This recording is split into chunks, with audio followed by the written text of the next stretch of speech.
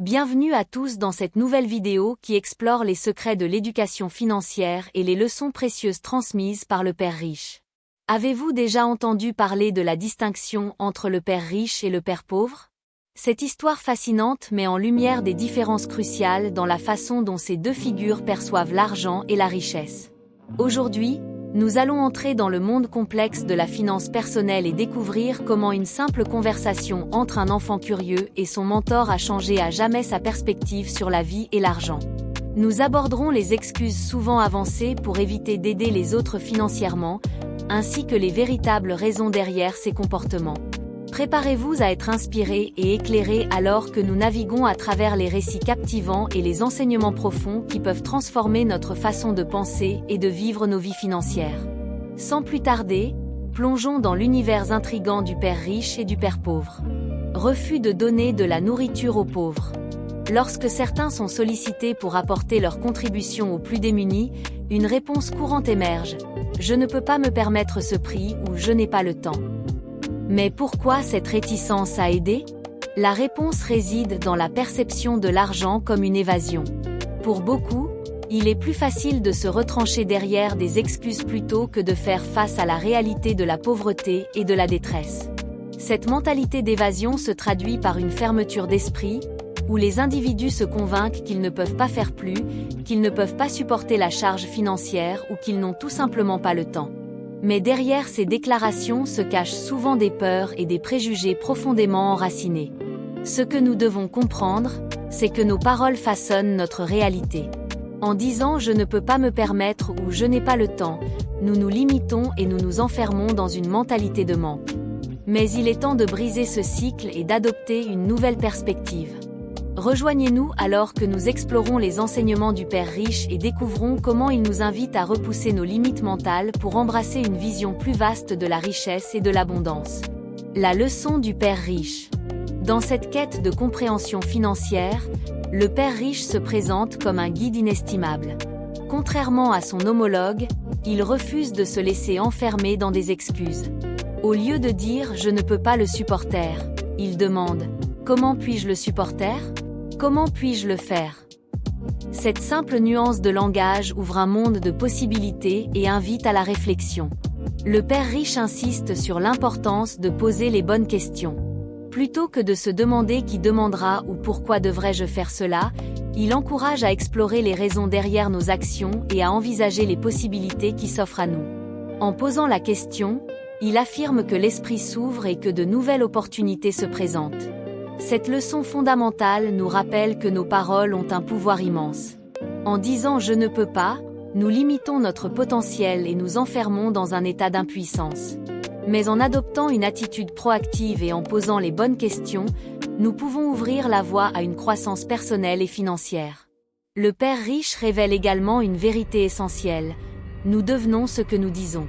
Si nous nous convainquons que nous sommes incapables de réussir financièrement, nous resterons bloqués dans un cycle de limitation et de stagnation. Mais si nous choisissons de croire en notre capacité à prospérer, nous créerons des opportunités pour réaliser nos rêves et nos aspirations. La découverte de l'argent. L'histoire du père riche et du père pauvre révèle une vérité fondamentale, l'importance cruciale de l'éducation financière. À l'âge de 9 ans, l'auteur de cette histoire était confronté à un dilemme. Pourquoi l'argent n'était-il pas enseigné à l'école ? Cette question innocente a ouvert la porte à une révélation époustouflante de la part du père riche.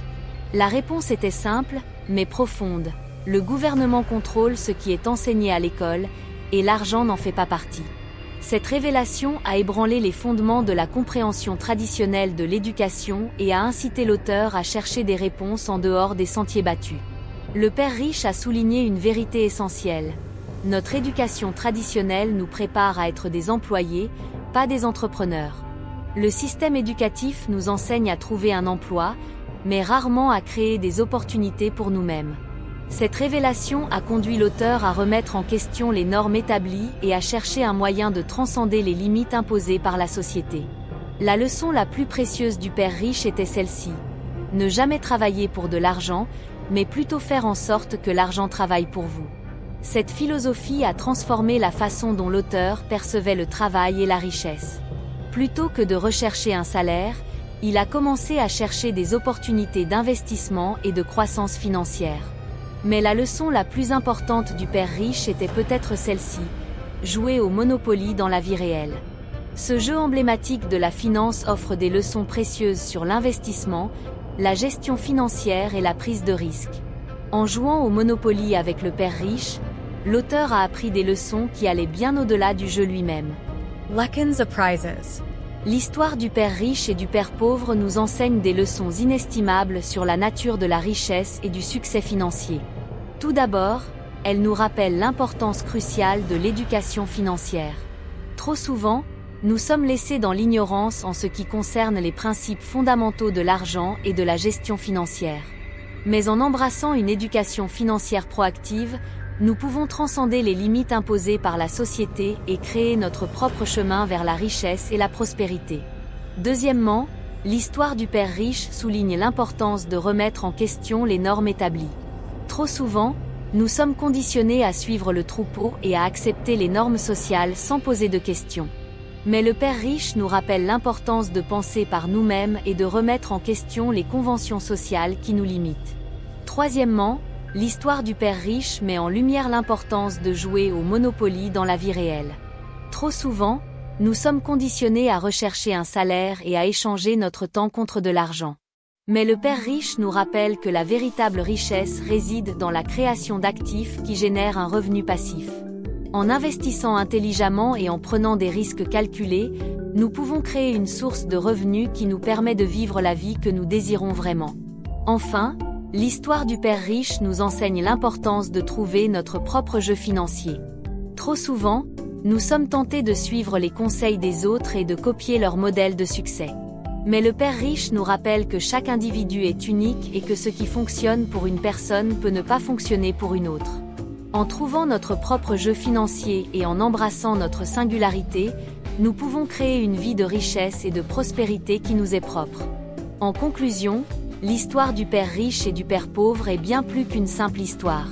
C'est une leçon sur la nature de la richesse et du succès financier, une invitation à penser différemment et à remettre en question les normes établies, et un rappel de l'importance de trouver notre propre chemin vers la richesse et la prospérité. En embrassant ces enseignements, nous pouvons créer une vie de liberté, d'abondance et de succès financier. Conclusion et conseils.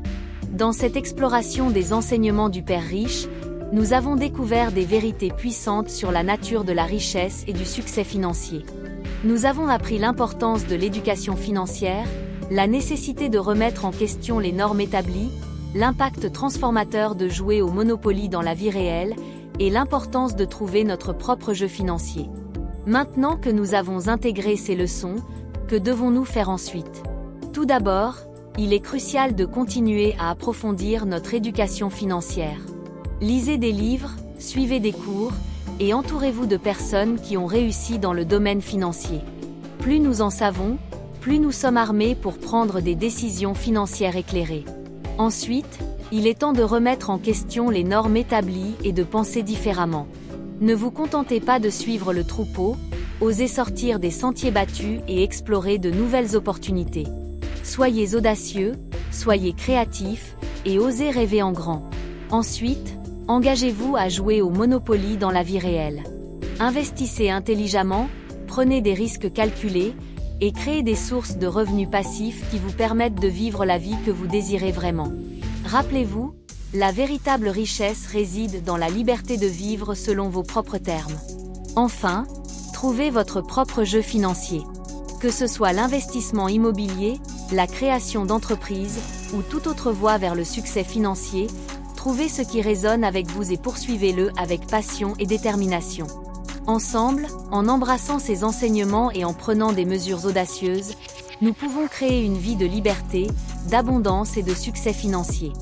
Alors n'attendez pas, commencez dès aujourd'hui à créer la vie que vous méritez vraiment.